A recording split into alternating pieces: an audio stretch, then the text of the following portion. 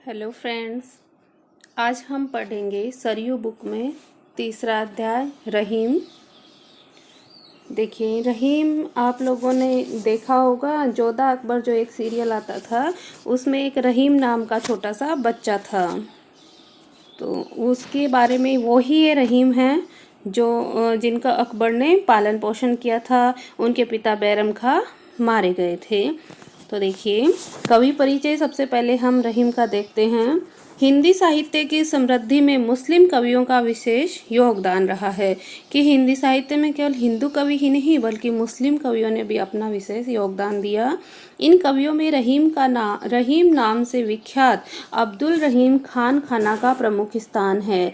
कि आपकी जो कवि परिचय पूछा जाता है उसके अंतर्गत ये आपको लिखना अति आवश्यक होता है कि रहीम का पूरा नाम क्या था, अब्दुल रहीम खान खाना। इनका जन्म सन 1556 ईस्वी में सम्राट अकबर के संरक्षक एवं परम विश्वास पात्र बैरम खां के घर लाहौर में हुआ था। लाहौर अब इस समय कहाँ है? पाकिस्तान में है। माता का नाम सुल्ताना बेगम था। इनकी माता सुल्ताना बेगम थी जो भी एक कवयित्री थी। रहीम को वीरता, राजनीति, राज्य संचालन, दान आदि गुण अपने माता पिता से विरासत में प्राप्त हुए थे। सन 1562 ईस्वी में बैरम खान की मृत्यु के पश्चात रहीम की शिक्षा दीक्षा का प्रबंध अकबर ने स्वयं किया।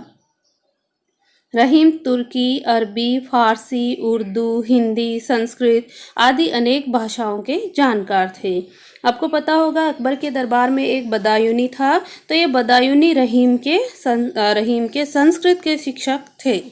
अकबर इनकी बुद्धिमत्ता, वीरता आदि से इतना प्रभावित हुआ कि उसने शहजादों को दी जाने वाली उपाधि मिर्जा खान से सम्मानित किया। मिर्जा खान की उपाधि किसने दी थी? अकबर ने दी थी। ये लाइन इम्पोर्टेंट है, ये एग्जाम में कवि परिचय में आपको लिखनी जरूरी होती है। रहीम का देहावसान सन 1626 ईस्वी में हुआ था। अकबर के नवरत्नों के तो आपने नाम सुने ही होंगे, तो उन नवरत्नों में ही एक रहीम भी उनके थे। रहीम बहुमुखी प्रतिभा के धनी थे। उनके व्यक्तित्व में विविध गुणों का विलक्षण योग था। वे मुसलमान होकर भी कृष्ण के भक्त थे।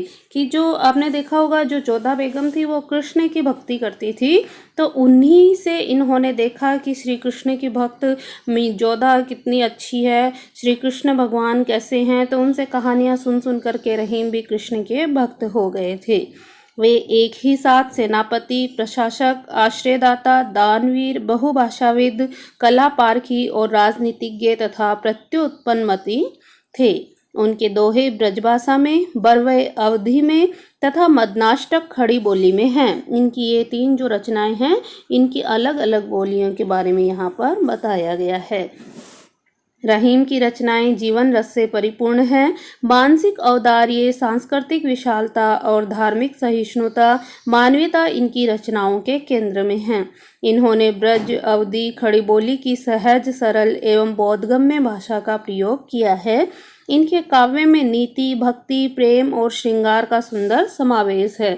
आप कवि परिचय लिखें तो उसमें ये आपकी बुक में आप अंडरलाइन करते जाएं, क्योंकि ये चीज़ें आपको लिखनी जरूरी होती है। शैली सरल, सुबोध और सहज ग्राह्य है। रहीम की रचनाओं में रहीम दोहावली या रहीम सतसई, बरवे नायिका भेद, मदनाष्टक, रास पंचाध्यायी, श्रृंगार सोरठा, खेट कौतुक, नगर शोभा, संस्कृत काव्य, फुटकर काव्य विशेष उल्लेखनीय हैं। तो इनकी रचनाएं के बारे में भी आपको लिखना है। इसके बाद में हम इनके आज दोहे पढ़ेंगे। तो दोहों में सबसे पहले पाठ परिचय में जो दिया गया है वो हम अध्ययन करते हैं, क्योंकि दोहों का जो सारांश होता है वो पाठ परिचय में दिया जाता है। प्रस्तुत संकलित दोहों में रहीम ने अपने जीवनानुभवों को सहज रूप में अभिव्यक्ति दी है। वे मानते हैं कि मनुष्य को अपना स्वाभिमान बराबर बनाए रखना चाहिए। संगति जीवन को पर्याप्त प्रभावित करती है। मनुष्य जैसे आचरण वालों के साथ में रहता है वैसा ही बन जाता है, परंतु जो उत्तम प्रकृति के होते हैं उन पर बुरे लोगों का प्रभाव वैसे ही नहीं पड़ता जैसे चंदन के वृक्ष पर सांप लिपटे रहने पर भी चंदन अपनी सुगंधि को नहीं छोड़ता है। रहीम ने यह भी बताया कि विपरीत स्वभाव के लोग एक साथ परस्पर सद्भाव से नहीं रह सकते हैं। रहीम इस बात पर भी जोर देते हैं कि मनुष्य को प्रेम भाव बनाए रखना चाहिए तथा पेड़ पौधों की तरह दानशील प्रवृत्ति रखनी चाहिए। मनुष्यों को दुष्ट प्रकृति के लोगों से मित्रता और शत्रुता दोनों प्रकार के ही संबंध नहीं रखने चाहिए। वस्तुतः रहीम के दोहे जीवन की पाठशाला है, जिनमें धर्म, नीति, व्यवहार, राजनीति आदि जीवनोपयोगी विषय अभिव्यक्त हैं। कि रहीम ने जो जीवन का उन्होंने अनुभव लिया था, उन्होंने जो जीवन जिया था, उनमें जो अनुभव उनको प्राप्त हुआ कि हमें कैसी संगति रखनी चाहिए, कैसे लोगों के साथ में कैसा व्यवहार करना चाहिए, इन सभी बातों का ही उन्होंने अपने दोहों में वर्णन किया है। तो इनके जो दोहे हैं वो देखें। सबसे पहला दोहा है, अच्युत चरण तरंगिनी शिव सिर मालती माल, हरि न बनाओ सुरसुरी कीजो इंदव बहाल। देखिए, सबसे पहले कवि पहले दोहे में गंगा नदी से प्रार्थना कर रहा है, क्योंकि गंगा हमारी पवित्र नदी है। तो उसी के बारे में रहीम कहते हैं, अच्युत चरण तरंगिनी। अच्युत शब्द का अर्थ होता है विष्णु, चरण तरंगिनी, तरंगिनी का अर्थ होता है लहराने वाली, कि विष्णु के चरणों में लहराने वाली, यानी कि विष्णु के चरणों में बहने वाली। शिव सिर मालती माल, कि शिव जो भगवान है शिव, सिर मालती, मालती एक पुष्प का नाम होता है, माल यानी कि माला, कि मालती पुष्पों की माला, कि शिव के सिर पर मालती पुष्पों के माला में विराजित, यानी कि जो गंगा नदी है विष्णु के तो चरणों में रहती है, और शिव के सिर के जो मालती माला है उसमें से बहती है। हरि न बनाओ सुरसुरी, कि हरि मुझे हरि विष्णु न बनाओ नहीं बनाना, सुरसुरी यानी हे गंगा नदी, कि जो इंदव भाल, कि मुझे तो वो बनाना जिसके इंदव यानी कि चंद्रमा, इंदव शब्द का अर्थ होता है चंद्रमा, और भाल यानी मस्तक पर, कि जिसके मस्तक पर चंद्रमा है मुझे तो वो बनाना, अर्थात मुझे तो तुम शिव बनाना। कि हे गंगा मुझे विष्णु मत बनाना, क्योंकि अगर आप मुझे विष्णु बनाओगे तो आप मेरे चरणों में रहोगे, यानी कि आप पवित्र नदी हो। मैं नहीं चाहता कि मेरे चरण मेरे चरणों में आप रहो, मैं तो चाहता हूँ कि आप मेरे मस्तक पर विराजमान रहो। तो इसलिए हे गंगा नदी मुझे विष्णु मत बनाना, मुझे तो शिव स्वरूप प्रदान करना। अगला देखिए, अमी पियावत मान बिनु रही मन मोहि न सुहाय, मान सहित मरिबो भलो जो बिस दे बुलाए। कि इसमें देखिए स्वाभिमान के बारे में बताया है कि हमें हमेशा आत्मसम्मान के साथ में जीना चाहिए। मनुष्य को अपना स्वाभिमान बराबर बनाए रखना चाहिए। कि अमी शब्द का अर्थ होता है अमृत, पियावत यानी पिलाता है, मान यानी कि सम्मान, बिनु यानी बिना, कि अगर कोई आपको सम्मान के बिना, मान के बिना अगर कोई अमृत भी पिलाता है, रहीमन मोही न सुहाय, रहीम कहते हैं मोही मुझे, न यानी नहीं, सुहाय यानी अच्छा लगता है, तो मुझे वो अमृत बिना अच्छा नहीं लगता है। मान सहित मरिबो भलो, कि मुझे तो सम्मान के साथ वो मरना अच्छा लगता है, मरिबो यानी मरना, भलो यानी अच्छा लगता है, मुझे तो मान के साथ सम्मान के साथ मरना अच्छा लगता है। जो विष दे बुलाए, विष यानी विष, अगर कोई मुझे सम्मान के साथ बुलाकर जहर पिलाकर या विष पिलाकर अगर कोई मुझे मारता है तो मुझे सम्मान के साथ मरना अच्छा लगता है, मैं सम्मान के साथ मरना स्वीकार करूँगा। जबकि मुझे बिना सम्मान के अगर कोई अमृत पिलाता है तो वो भी मुझे अच्छा नहीं लगता। इस दोहे से रहीम ने बताया है कि हमेशा आत्मसम्मान के साथ जीना चाहिए। आत्मसम्मान के साथ जीने की प्रेरणा इस दोहे में दी गई है। अगला है, कदली सीप भुजंग मुख स्वाति एक गुण तीन, जैसी संगति बैठिए तैसोई फल दीन। हमने ये कदली सीप भुजंग मुख वाला दोहा कबीरदास में भी पढ़ा था, लेकिन उसमें थोड़ा सा चेंज था। यहाँ पर है तो वही दोहा और वही इसका अर्थ है, लेकिन यहाँ पर रहीम के द्वारा थोड़ा सा शब्दों में फेरबदल किया गया है। कदली सीप भुजंग मुख, की कदली शब्द का अर्थ होता है केला, सीप बताया था जिसमें से मोती निकलता है, भुजंग सर्प, मुख स्वाति एक स्वाति नक्षत्र होता है जिसमें जो जल की बूंद गिरती है उसके बारे में कहा गया है। एक गुण तीन, की स्वाति एक नक्षत्र की बूंद में गुण तीन प्रकार के गुण होते हैं। जैसी संगति बैठिए तैसोई फल दीन, कि आप इसमें देखिए रहीम ने संगति के बारे में बताया गया है कि संगति जीवन को पर्याप्त रूप से प्रभावित करती है, कि मनुष्य जिसके साथ में रहता है वैसा ही बन जाता है। कि कदली सीप भुजंग मुख स्वाति एक गुण तीन, कि स्वाति नक्षत्र के जो एक जल की बूंद में 3 प्रकार के गुण होते हैं। कदली अगर वो ही बूंद केले पर गिरती है तो उसका कपूर बन जाता है, सीपी में गिरती है तो उसका मोती बन जाता है, और वही स्वाति नक्षत्र का जल अगर सर्प के मुख में गिरता है तो वो विष बन जाता है। जैसी संगति बैठिए, कि व्यक्ति जैसी संगति में रहेगा तैसो ही फल दीन, वैसा ही उसे फल प्राप्त होगा। तैसो यानी कि वैसा ही उसे वैसा ही फल मिलेगा, यानी अच्छे के साथ में अच्छा फल मिलेगा और बुरे के साथ में रहोगे तो बुरा फल मिलेगा। यहाँ पर देखिए श्लेष अलंकार है, क्योंकि स्वाति नक्षत्र की जो एक बूंद है उसे 3 शब्दों को अर्थ में लिया गया है। 3 शब्दों के उसके लिए अलग अलग अर्थ हैं, इसलिए यहाँ पर कौन सा अलंकार हुआ? यहाँ पर श्लेष अलंकार हुआ। आप इनको साथ में लिखते जाइए ताकि आपको याद रहे। इसके बाद में अगला दोहा है, कही रहीम संपत्ति सगे बनत बहुत बहुरीति, विपत्ति कसोटी जे कसे ते ही सांचे मीत। कि कही रहीम संपत्ति सगे, संपत्ति यानी कि धन संपदा होने पर, सगे यानी निकट के संबंधी। कि रहीम कहते हैं कि संपत्ति होने पर, धन संपदा से परिपूर्ण होने पर, बनत बहुत बहुरीति, कि बहुत सारे लोग हैं, बहुरीति यानी कि अनेक प्रकार से, कि लोग अनेक प्रकार से बहुत तरीके से रिश्ते निकाल करके आपके निकट के संबंधी बन जाते हैं। विपत्ति कसोटी जे कसे, लेकिन विपत्ति यानी कि संकट के समय, कसोटी यानी परीक्षा, संकट की परीक्षा के समय, जे कसे यानी कि जो व्यक्ति साथ देता है, जो व्यक्ति उस परीक्षा में संकट आने पर साथ निभाता है, ते ही साँचे मीत, मीत यानी मित्र, वो ही वास्तव में सच्चा मित्र होता है। यानी मित्रता की परीक्षा तो संकट आने पर ही होती है। अगर व्यक्ति धन धान्य से परिपूर्ण होगा तो लोग खुद ही बहुत तरीके से रिश्ते निकाल करके आपके सगे संबंधी बन जाएंगे, लेकिन जब संकट की परीक्षा होती है तो उसी समय कसे यानी कि परखे जाते हैं, कि संकट की परीक्षा होने पर ही परखे जाते हैं कि आपके कौन से सच्चे मित्र हैं। देखिए आगे, इसके आगे हम पढ़ते हैं, काज परे कछु और है, काज सरे कछु और, रहीमन भंवरी के भय नदी सिरावत मोर।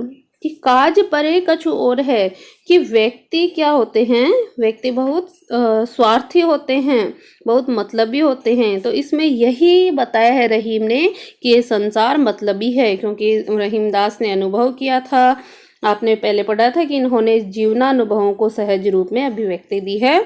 तो काज परे कछु और है, कि व्यक्ति के जब काम रहता है, किसी से अगर काम रहता है तब तो वह कुछ और ही व्यवहार करता है, यानी कि वो अपना काम निकलवाने के लिए व्यक्ति पूर्ण स्नेह सम्मान पूर्ण व्यवहार करता है। काज सरे कछु और जब उसका कार्य पूर्ण हो जाता है, सरे यानी जब पूर्ण हो जाता है तो व्यक्ति का व्यवहार अलग ही हो जाता है। रहीमन भंवरी के भय, इसमें नीचे उदाहरण देते हुए बताते हैं रहीमदास कि रहीमन भंवरी के भय, भंवरी यानी कि जो फेरों का समय होता है विवाह में, तो भंवरी के भय की भय यानी समय, कि रहीमदास जी कहते हैं फेरों के समय नदी सिरावत मोर, की मोर यहाँ पर मोर है कि विवाह के समय वर के द्वारा जो सिर पर मुकुट धारण किया जाता है, सापा या पगड़ी जो पहनी जाती है उसके लिए कहा गया है कि जब वर विवाह के लिए कन्या के घर जाता है, फेरों के लिए जाता है, तो फेरे होते हैं तब तक तो विवाह के समय तक तो उस मुकुट को सिर पर धारण करके रखता है, क्योंकि उस समय उसे आवश्यकता रहती है। और जो ही उसके फेरे पूरे हो जाते हैं, जो ही उसका विवाह संपन्न हो जाता है, तो नदी सिरावत मोर, वो जाकर के उसको सिरावत यानी प्रवाहित कर देता है, वह उसको ले जाकर के उस मुकुट को नदी में प्रवाहित कर दिया जाता है। तो इसी प्रकार से उदाहरण देते हुए रहीम ने कहा है कि जब कार्य होता है, काम होता है, तब तो व्यक्ति से सम्मान व्यवहार करता है, और जब काम पूर्ण हो जाता है तो व्यक्ति के व्यवहार में बदलाव आ जाता है। है। जैसे कि फेरों के समय वर कन्या के घर जाने पर अपने सिर पर मोर मुकुट धारण करके जाता है और जो ही विवाह संपन्न हो जाता है वह उस मुकुट को नदी में प्रवाहित कर देता है। तो देखिए, जहाँ पर ऊपर एक कोई समझाइश दी जाती है और नीचे उसका उदाहरण प्रस्तुत किया जाता है, तो वहाँ पर दृष्टांत अलंकार होता है। तो यहाँ दृष्टांत अलंकार होगा, आप इसको लिख लें। आगे का दोहा देखें। खैर खून खांसी खुशी बैर प्रीति मदपान, रही मन दाबे ना दबे जानत सकल जहान। कि खैर खून खांसी खुशी, खैर खैर यानी कुशलता, कि हम कुशल रहते हैं, किसी की कुशलता, खून किसी की हत्या, खांसी ये खांसी जो आप जानते हैं, खुशी यानी कि प्रसन्नता, बैर यानी कि एक दूसरे से लड़ाई, प्रीति प्रेम, मदपान शराब पीना या नशा करना, रही मन दाबे ना दबे। रहीमदास जी कहते हैं कि दाबे यानी छिपाने से, ना दबे नहीं छिपते हैं, जानत सकल जहान, सकल यानी संपूर्ण, जहान यानी कि संसार।